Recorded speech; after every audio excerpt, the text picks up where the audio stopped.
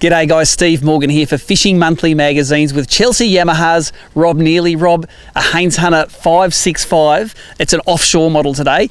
We're testing this boat with the Yamaha 150 on the back. Give us, the viewers, a little bit of 101 Haines Hunter. Firstly, why are they so popular down here in Victoria? Okay, the Haines Hunter, they're a performance boat. They're good for offshore fishing. They're good for the bay. They're a comfortable set out. They've got good fishing space. They've got a cabin inside of them. So they're an ideal family boat, but they're also a great boat for the hardcore fishermen. And you were telling me before that they've actually got really good resale value. Yeah, if anybody out there's got a second-hand Haines Hunter they want to sell, I'll buy it. And you're pushing up the price. No, really good resale. They hold their price so well and they're very easy to sell. The Yamaha F150 on the back, it's a motor that's been in Yamaha's range for a long time now, and it's very popular, and they're trouble-free, aren't they? That's correct. They're just amazing. The engineering that the Japanese do, very good engineering.